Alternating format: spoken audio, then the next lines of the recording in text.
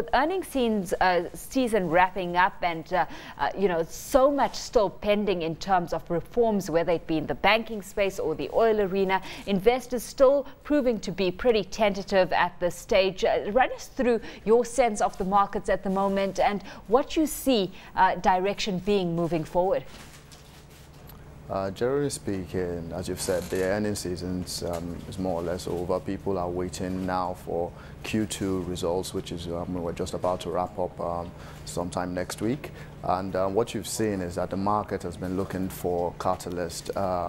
It's been slowly, losing ground, but generally we've had a decent quarter if you look at it. It seems as if the markets might actually close down slightly negative this quarter, but you have to remember that we're still up by over 20% year to date, which is quite encouraging. I mean, if you look at it from a global perspective, Q2 has had quite a lot of negative news, especially with the euro crisis being the dominant issues which affected sentiment from a global perspective, and then which then translates to how asset managers, portfolio managers are making their investment decision.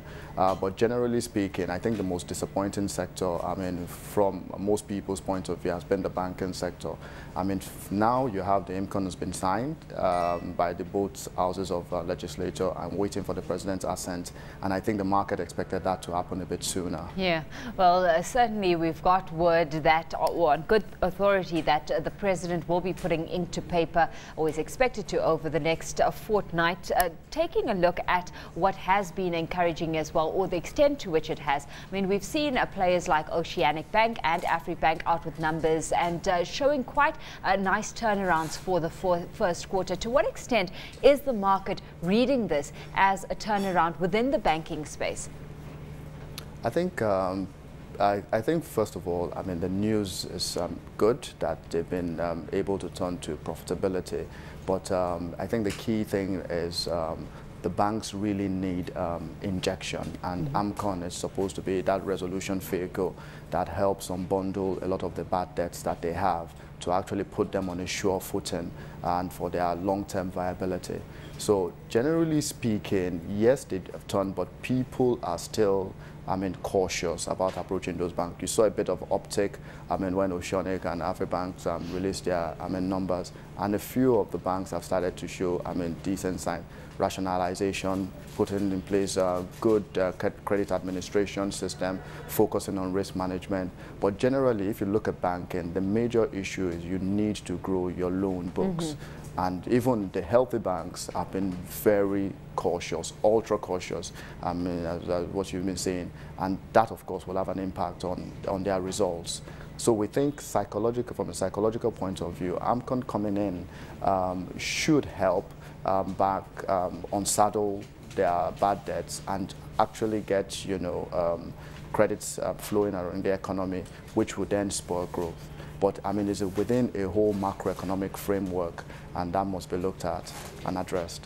Well, certainly we'll be waiting for that kind of catalyst to come to the fore. In the meantime, we've got the food and beverages sector holding up quite nicely. It's done so over the past quarter already. Let's take a look at that space and how you're viewing that space. Is this being seen as the safe haven, so to speak, for the Nigerian investor?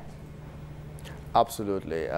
It's seen as defensive, and actually it's exceeded expectation. The food and beverage sector is up by, year to date, almost 60%. So if your portfolio has been concentrated in that, you would have done, very, very, very well. A few of the companies there are valued nicely, good cash flows, and they also have a reputation for paying decent dividend. So generally, people use that as a defensive mechanism for portfolio. But as you know, our stock market is dominated by the banks. So the sentiment of the bank tends to affect the overall market.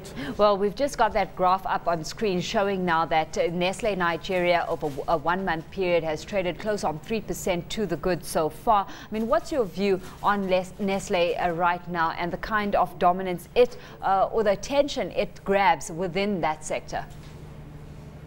Nestle has a reputation, as you might know, for being well-run, very disciplined. And they focus on their core strength. They have a very good distribution. and consistently meet expectation. If you've seen the results, I mean, they've managed to grow roughly about 20% turnover, and we expect them to come in over 10 billion at the end of this year. Now, that is decent numbers, and particularly what attracts investors to this stock is that they have a reputation of distributing all or almost all their profits as dividends and rewarding shareholders. Challenge, however, is that it is a bit illiquid, and it's also trading I mean, at fairly high values. But when you look at it in relation to earnings, it's a very decent stock. How does that stack up against the likes of Cadbury Nigeria? Because over the past month, that stock has declined just on 3%. Cadbury, first of all, I think they're very different. Cadbury has gone through a rough patch and is trying to recover. If you look at it from a turnover perspective, I think Nestle is about almost 4 times, or at least 3 times the size of Cadbury. Cadbury has just injected new capital and trying to find its footing. But generally speaking, in terms of popularity of their products, they both have very popular products. I think Maggi leads Nestle's product line, whilst for Cadbury, I think they have the Bonvita and other, you know, mass appeal products. So generally speaking, you find that Cadbury is just on the mend because of the financial scandal that affected the company, and they've put in place, you know, good management, decent board, and we do expect that they will start to be a formidable contender in the next 2 years or so. We don't still expect that they will turn a profit this year. So of course that also implies no dividend, but from next year we do expect to start seeing very decent returns from that, and that will affect the patronage